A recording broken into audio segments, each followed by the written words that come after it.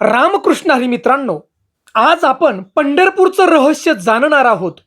पंढरपूर हे भूलोकातील वैकुंठ आहे आणि पंढरपूर हे भूलोकातील वैकुंठ कसं तयार झालं आणि अखंड विश्वाचा मालक त्या ठिकाणी युगेनयुगे कंबरेवरती हात ठेवून का उभा आहे याची रहस्य आज जाणणार आहोत. मित्रांनो, या पंढरपूरची 4 रहस्य जाणणार आहोत की जी आजपर्यंत तुम्ही ऐकली नसतील. मित्रांनो, आपण वैष्णव भक्त आहात, हा व्हिडिओ शेवटपर्यंत आपण ऐका, कारण भगवंताची महती ऐकणं म्हणजे भगवंताला जाणून घेणं आहे. त्यासाठी व्हिडिओ आपल्याला पाहायचा आहे आणि शेवटी आम्हाला कमेंट फक्त रामकृष्ण हरी अशी कमेंट फक्त द्या. चला मित्रांनो, सुंदर असं आपण पंढरपूरचं 4 रहस्यात जाणणार आहोत की भगवंत या ठिकाणी कसे आले. 4 रहस्य आहेत त्याची, अक्षरशः आपल्या डोळ्यात आनंदाचे अश्रू येतील. मित्रांनो, द्वापार युगाचा काळ होता आणि या द्वापार युगामध्ये भगवान श्रीकृष्ण धर्म स्थापनेसाठी आणि सत्याच्या विजयासाठी या पृथ्वीवरती अवतरित झाले. बघा, म्हणजेच पृथ्वीवरती जन्म घेतला भगवान श्रीकृष्णाने. आणि त्यावेळी या पृथ्वीवरती काल्यवन नावाचा एक राक्षस या पृथ्वीवरती आला आणि या राक्षसाला वरदान होतं की भगवान श्रीकृष्णांचं कुळ म्हणजेच यादव कुळाला भयभीत करण्याचं वरदान होतं या राक्षसाला. याचसाठी या काल्यवन राक्षसानं द्वारकेवरती आक्रमण केले. संपूर्ण द्वारका भयभीत झाली. अनेक सैन्यांना तो हा राक्षस मारू लागला आणि शेवटी काल्यवन राक्षस भगवान श्रीकृष्णांच्या महालाकडे गेला आणि भगवंताला युद्धासाठी त्या ठिकाणी तो ललकारू लागला. आणि लक्षात घ्या, कारण ह्याला वरदान होतं. भगवान श्रीकृष्णांनी या वरदानाचा आदर केला आणि या ठिकाणी बघा त्याला मारलं नाही. परंतु पाठीमागचा जर आपण इतिहास पाहिला तर भगवान श्रीकृष्णांनी ब्रह्मदेवाच्या वरदानाचा सन्मान करून हिरण्यकश्यप या राक्षसाचा वध केलेला होता. बघा, ही सगळी लीला भगवंताची आहे. आणि हा काल्यवान राक्षस भगवंताच्या मागे पळू लागला आणि भगवंत पुढे पळू लागले. बघा, भगवंत भयभीत झाले असं नाटक करून पुढे पळू लागले आणि पळता पळता भगवंत एका गुफेमध्ये जाऊन पोहोचले. आणि त्या गुफेमध्ये एक व्यक्ती झोपलेली होती आणि ती व्यक्ती म्हणजे राजा मुचकुंद होत. आणि या मुचकुंद राजानं देव आणि राक्षस यांच्या युद्धामध्ये देवांना सहाय्य केलं होतं. हे युद्ध कित्येक वर्ष चाललं होतं आणि देवांनी राक्षसांचा शेवटी बघा पराभव केला आणि राजा मुचकुंद याच्या पराक्रमाने आनंद झाला देवांना. आणि देवांना आनंद झाल्यामुळं देवांनी वरदान मागण्यास सांगितले या मुचकुंद राजाला.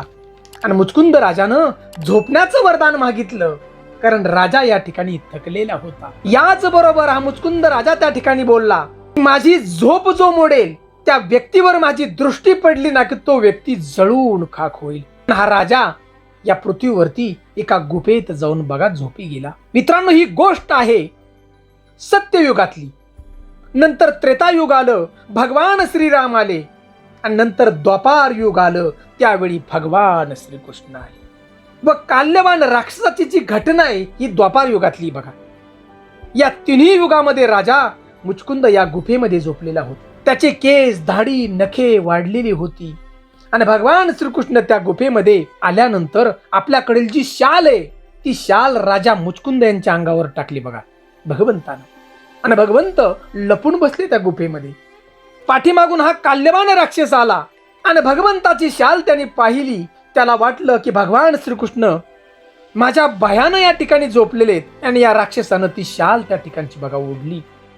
आपला शत्रू भगवान श्रीकृष्ण आहे म्हणून या काल्यवान राक्षसाने त्यांना बघा लात मारली आणि राजा मुचकुंद त्या ठिकाणी जागे झाला आणि त्याची दृष्टी या काल्यवान राक्षसावरती पडली आणि तो राक्षस जळून खाक झाला. बघा, त्या ठिकाणी क्षणार्धात.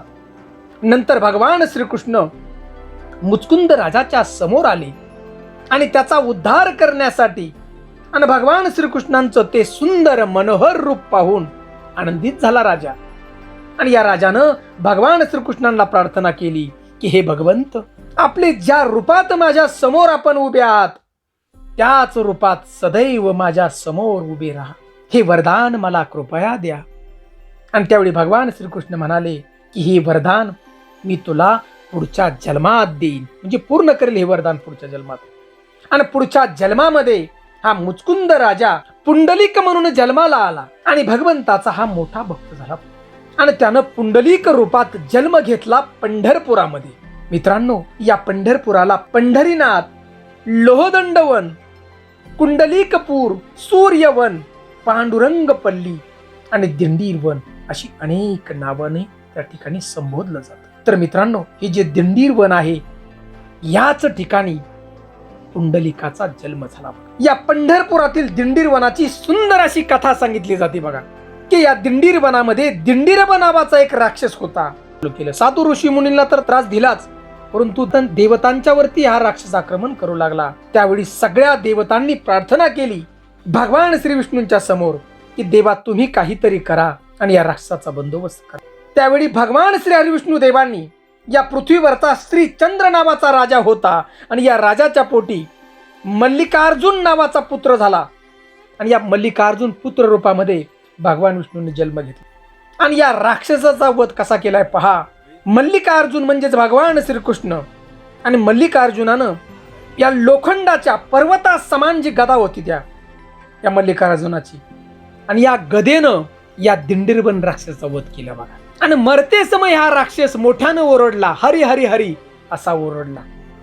आणि त्यामुळं मल्लिकार्जुन म्हणजेच भगवान श्रीकृष्ण त्याच्या समोर बघा प्रकट झाले आणि या राक्षसाला दर्शन दिलं. आणि राक्षस त्या ठिकाणी म्हणाला की ज्या ठिकाणी माझा प्राण गेला ते स्थान दिंडीरावन म्हणून प्रसिद्ध व्हावं. ज्या ठिकाणी गदा पडली त्या ठिकाणी येणारा जो भक्त आहे त्याचं पाप नष्ट होईल बघा. आणि ती जागा म्हणजे लोहदंड तीर्थ आजही ओळखली जाते बघा नावानं. आणि मित्रांनो, आजही दिंडीरवन हे स्थान आहे बघा त्या ठिकाणी पंढरपुरामध्ये. आणि याच ठिकाणी रुक्मिणी माता तपचर्या करण्यासाठी आली होती बघा. द्वारकेहून रुसून माता आली बघा, कठोर तपचर्या रुक्मिणी माता करत होती. आणि याच दिंडीरवनामध्ये भक्त पुंडलिकाचा जन्म झाला. आणि जन्म झाल्यापासून हा भक्त पुंडलिक बघा क्रूर होता.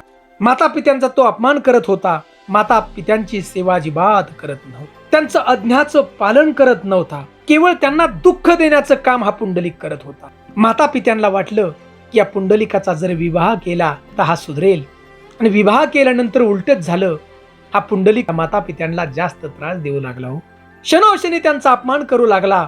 आणि या पुंडलिकाच्या त्रासानं त्याचे माता पिता अक्षरशः कंटाळले आणि घर सोडून ते काशीला निघाले बघा. चालत प्रवास. माता पिता गेले घरातून निघून. आनंद झाला या पुंडलिकाला. आणि या पुंडलिकानं फिरण्यासाठी आपल्या मित्रांना घेतला बघा बरोबर, घोडागाडी केली आणि या काशीच्या दिशेनं घोडागाडीमध्ये बसून पुंडलिक प्रवास करू लागला. प्रवास करता करता अंधार होऊ लागला. आणि अंधार झाल्यानंतर रस्त्यामध्ये या पुंडलिकाला कुकुट स्वामी आश्रम दिसला.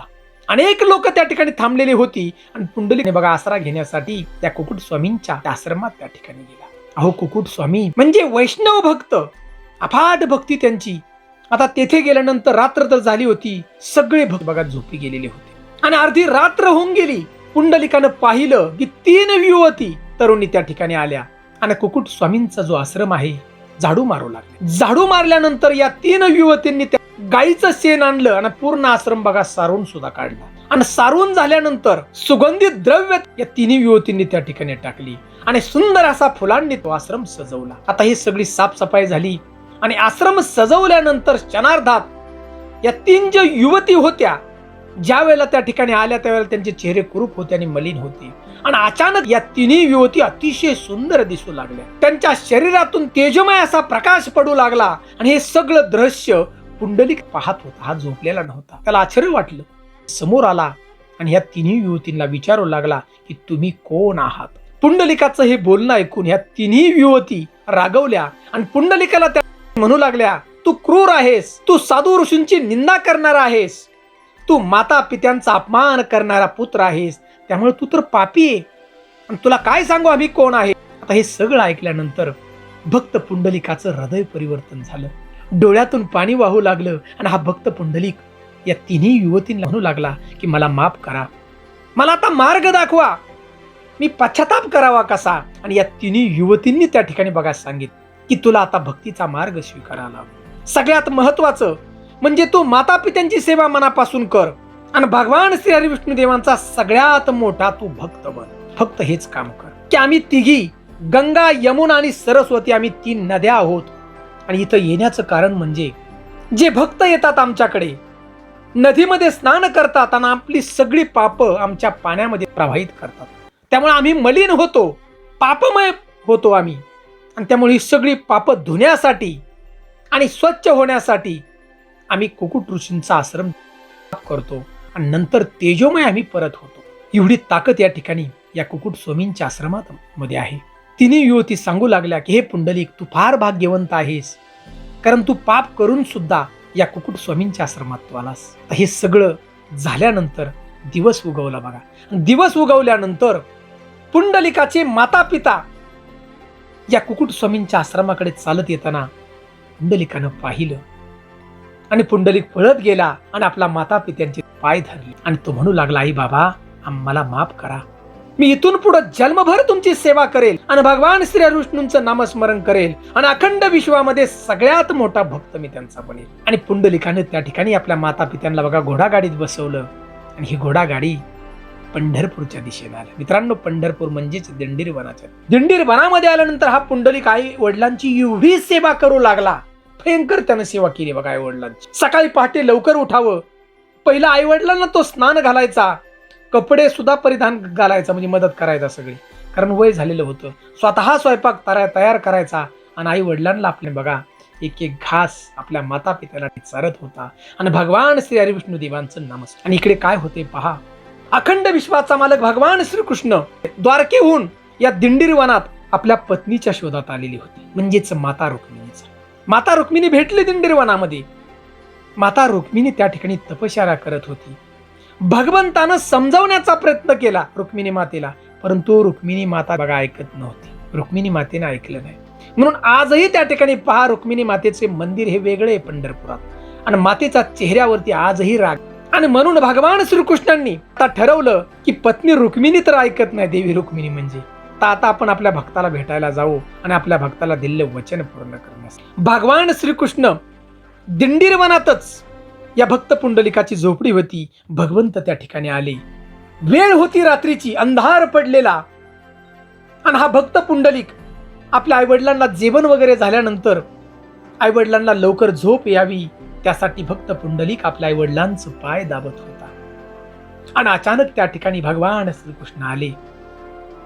हजारो सूर्यांचा लक्कासा प्रकाश त्याच्या झोपडीमध्ये पडला आणि भगवान लक्कासा प्रकाश पडला आणि भक्त पुंडलिकानं मागे वळून पाहिलं तर भगवान श्रीकृष्ण गगनात मावेनासा त्याला आनंद झाला. अहो, भगवान श्रीकृष्णांची नयन कमळासारखे भगवंताचे डोळे आणि भगवान श्रीकृष्ण भगवंताच्या कानामध्ये माशाच्या आकृतीची कुंडल हलत होती. भगवंताच्या गळ्यात वैजयंती माळा, वक्ष तळावरती कौस्तुभ मणी आणि अंगावरती पितांबर, बाजूबंद हे सुंदर मनोहर रूप पाहून पुंडलिकाला फार आनंद झाला.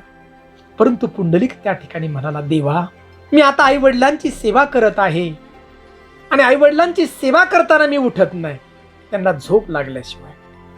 आणि भक्त पुंडलिकाने या ठिकाणी आपल्या जवळ असणारी वीट भगवंताच्याकडे फेकली. देवा, कृपा करून तुम्ही या विटेवरती उभे राहा. अखंड विश्वाचा मालक या विटेवरती उभे राहिले. भक्त पुंडलिकाची सेवा होस्तोर बघा. आई वडील झोपी गेले भक्त पुंडलिकाचे आणि नंतर भगवंताच्या पायाशी बघा लीन झाला, नतमस्तक झाला, दंडवट प्रणाम केला भगवंताला. आणि भगवान श्रीकृष्णांनी त्या ठिकाणी स्मित हास्य केलं, पुंडलिका, मी तुझ्या भक्तीवरती तर प्रसन्न आहे, परंतु सगळ्यात महत्वाचं, तू आई वडिलांची जी सेवा केली मनापासून, या अखंड विश्वामध्ये अशी कोणी सेवा केली नाही माता पित्यांची, त्यामुळे तुझ्यावरती मी प्रसन्न आहे. तुला जो काही वर मागायचा आहे तो तू वर माग. आणि हा भक्त पुंडलिक म्हणाला, भगवंता, तुम्ही समोर उभे आहात माझ्या, मी तुम्हाला काय मागू, कारण तुम्ही कल्पवृक्ष आहात, मागेल ते तुम्ही द्याल मला. परंतु भगवंता, मी तुमच्याकडे मागणी करतो की तुमचं जे मनोहर सुंदर रूप आहे, ज्या विटेवरती तुम्ही उभे राहिलात, त्या विटेवरती तुम्ही कमरेवरती हात ठेवून उभे राहा. युगेनुगे तुम्हाला उभं राहावं लागेल याच विटेवरती. आणि या ठिकाणी येणारे जे भक्त आहेत तरी तुमच्या पदपरिशानं तो पुण्यवंत होईल. 84 लाख वेळेतून त्याची सुटका होईल, तुमच्या पायाला नुसता हात लावला. आणि मित्रांनो, आज युगेनुयुगे हजारो वर्षाचा काळ गेला, भगवान श्रीकृष्ण त्याच विटेवरती उभे आहेत आणि आपल्या भक्ताला दर्शन देत आहेत. भक्त पुंडलिकाला दिलेलं वचन पूर्ण केलं. राजा मुचकुंद याला दिलेलं वचन पूर्ण त्या ठिकाणी केलं. दिंडीर वनामध्ये असलेला दिंडीर वनरक्षाचा वध केला अशी ही सगळी रहस्य चार बघा. मित्रांनो, स्वयंभू स्वरूपात उभे आहेत. संत ज्ञानेश्वर माऊलींना दर्शन दिलं, जगद्गुरु संत तुकाराम महाराजांना दर्शन दिलं, संत नामदेवांना 27 वेळा दर्शन दिलं, अनेक संतांना भगवान श्री हरिविष्णू देवांनी या ठिकाणी बघा दर्शन दिले. पंढरपुरामध्ये विटेवरती उभे आहात म्हणून विठ्ठल म्हणू लागलं बघा पांडुरंगाला. आपण पुंडलिक वर सुद्धा म्हणतो. मित्रांनो, अनेक रहस्य या पंढरपुराची. आता थोडक्यात मित्रांनो, भगवंत ज्या विटेवरती उभे आहेत त्या विटेचं थोडंसं रहस्य पाहूया. मित्रांनो, इंद्रदेवानं एका ऋषीचा वध केला. मरते समय ऋषीने शाप दिला इंद्रदेवाला, तू वीट बनून या पृथ्वीवरती पडतील. आणि ज्या वेळेला भगवान श्री विष्णूंच्या पदपर्शानं तू पावन होशील. आणि म्हणून मित्रांनो, वीट म्हणजे इंद्र आहेत. आणि इंद्राला सुद्धा या लोहदंड तीर्थामध्ये यावं लागलं होतं आपलं पाप धुयाला बघा. त्यावेळेला इंद्राला मुक्ती मिळाली. मित्रांनो, या भूलोकातील वैकुंठ हे पंढरपूर आहे.